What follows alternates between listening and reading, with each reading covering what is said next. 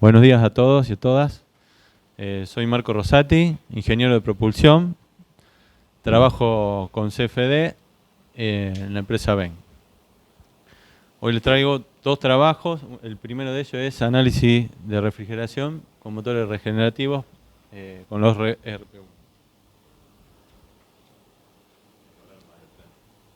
¿Cómo? Bien. Bueno, un poco el contenido. En la introducción vamos a ver una descripción de la problemática a resolver. En la sección de metodología, modelo numérico y ecuaciones e hipótesis que usamos. En la parte de desarrollo, describimos un modelo geométrico, las condiciones de borde que utilizamos, analizamos un poco los resultados. Y finalmente, conclusiones y referencias. Bueno, la técnica es una de las más efectivas, la regenerativa, para motores de combustible líquido. En este proceso, el combustible pasa a través de unos canales que son mecanizados en el liner, que sería la parte interna que es de cobre, y absorbe calor, por lo que aumenta su entalpía. Siempre se bombea desde el divergente y pasa a través de la garganta y sale cerca de la placa de inyectores, por esta zona. El mecanismo de transferencia de calor que se produce por convección, por radiación y conducción. En el caso de la sección de gas, se modela con una condición de borde de un flujo de calor que se tiene en cuenta también se le resta el field cooling, el efecto del field cooling. De acuerdo a la región que tenemos, si es sólida o líquida, bueno, se va a producir uno u otro mecanismo. Para resolver este problema usamos las ecuaciones de Navier-Stokes, en la conservación de la masa, conservación de cantidad de movimiento y conservación de la energía. Dependiendo de la zona, utilizamos la conservación de la energía formulada con energía total y hacemos que el campo de velocidad sea nulo. Entonces solamente nos queda la ecuación de conducción. Bueno, el modelo para construirlo en CFD usamos transferencia de calor conjugada o CHT. Es una forma de resolver la transferencia en una región y en otra y se acoplan en interfaces. Bueno, el efecto térmico se modela con una condición de borde, el efecto del calor de combustión no se simula la combustión. Se crean dos regiones, una del RP1 y otra del liner sería, la parte sólida. Y las propiedades termofísicas en este caso varían con la temperatura, excepto el calor específico del cobre y su densidad, que se considera constante porque se busca el resultado en estado estacionario. No se considera transferencia de calor hacia el exterior, o sea, este sistema está recubierto con una camisa metálica y transferiría calor hacia el aire, y esa parte no la consideramos porque es despreciable. Y para resolver esto usamos el método de volumen infinito con OpenFOAM, que tiene un solver que se llama CHT Multi-Region Simple FOAM, que es para resolver casos de este tipo estacionarios. Dos parámetros importantes en este análisis son el Reynolds viscoso, o basado en la velocidad de fricción, y el número de Prandtl. El crecimiento cuando se aumenta el número de Reynolds viscoso, modifica la distribución de Prandtl turbulento sobre la capa límite. Eso sucede a partir de que el Prandtl es de 2 más o menos. Hasta ahí se mantiene más o menos constante y en 1. Pero a medida que aumenta, en la cercanía de la pared empieza a aumentar el Prandtl turbulento. Lo mismo sucede cuando se aumenta el Reynolds tau. Si se disminuye el Prandtl, empiezan a variar los resultados de Prandtl turbulento en la cercanía de la pared. Cuando se aumenta el PRAN, la variación de reino no afecta tanto. También afectan, por supuesto, a la variación de distribución de temperaturas promedio sobre la capa límite.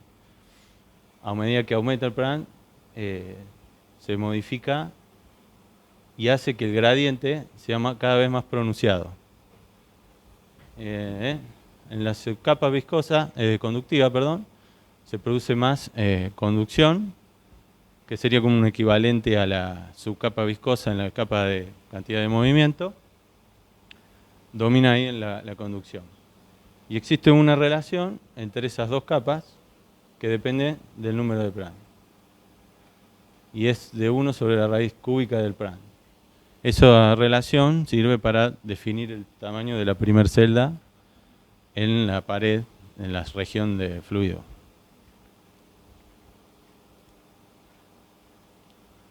Bueno, esta es la geometría más o menos que se creó. En la parte naranja representa el liner, que sería de cobre. Esto está seccionado porque es simétrico. Se resuelve en la mitad, digamos. En realidad es una porción de una simetría axial. Y la sección en rojo sería el RP1. Se usaron 3,2 millones de elementos, en este caso, para el liner y de elementos tetraédricos. Y en el caso del RP1, 4,3 millones. Y con elementos hexaédricos teniendo en cuenta el refinamiento de capa límite. Bien. El flujo de calor total fue impuesto como una condición de borde, como gradiente de temperatura. Se considera el calor total, que es el calor de convección y de radiación, se le resta y se le considera el efecto del Field-Coolidge también. Esto en este caso lo tuvimos por medio analítico, usamos varios métodos y acá muestro uno solo. Bien. Usando esta relación entonces, y con el flujo de calor como dato, ¿sí? Dividimos por la conductividad térmica del cobre, que es función de la temperatura, ahí tenemos un gradiente térmico que también depende del valor de T actual. Eso se puede implementar en OpenFOAM con una condición de borde que se llama Coded Mix, y permite programar en C++ una distribución como la que veíamos acá. Bueno, en la región del RP1 el caudal era de 0,08 kilogramos por segundo y la temperatura de 300 Kelvin. En la pared usamos funciones de pared con un modelo K-epsilon para la turbulencia, condiciones de velocidad nula, y en el caso de la temperatura, la transferencia térmica la consideramos perfecta entre las dos regiones y se interpola con una función que no tiene en cuenta que bueno, los elementos de malla son de diferente tamaño, entonces se interpola. Bueno, los resultados obtenidos con el software fueron un poco inferiores, se compararon con casos de referencia, uno que hizo una persona con el software ANSYS, antes de que yo llegara con esto, y con el modelo analítico. La razón por qué nos dio un poco inferior puede estar en que no definimos bien los tamaños de elementos de malla. La velocidad más o menos dio razonablemente comparado con otros casos, que es de 60 metros por segundo. Velocidad máxima en una sección transversal del canal. Y bueno, este caso se dio tanto en la pared del liner del lado de los gases como en la pared del lado del refrigerante. Cuando analizamos el I+, la distribución de I+, sobre la pared de la región líquida, o sea del RP1, descubrimos que bueno, hace un pico en la garganta y es de un valor de 3 más o menos. Si tenemos en cuenta que el PRAN en este caso es cercano a 30, la relación nos da que debemos usar un tamaño de celda de 0,32 como mínimo para poder capturar el gradiente de temperatura. Entonces, bueno, se necesita refinar más aún la malla. La caída de presión dio razonable comparado con otros casos que teníamos. Así que bueno, quedó ahí. Como conclusión, bueno, comentamos un poco el proceso de refrigeración por método regenerativo. Repasamos las ecuaciones, les puse algunas hipótesis y del análisis.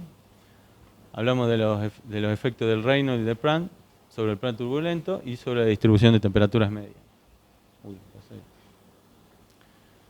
Bueno, y descubrí un poco el modelo geométrico y físico y discutimos los resultados.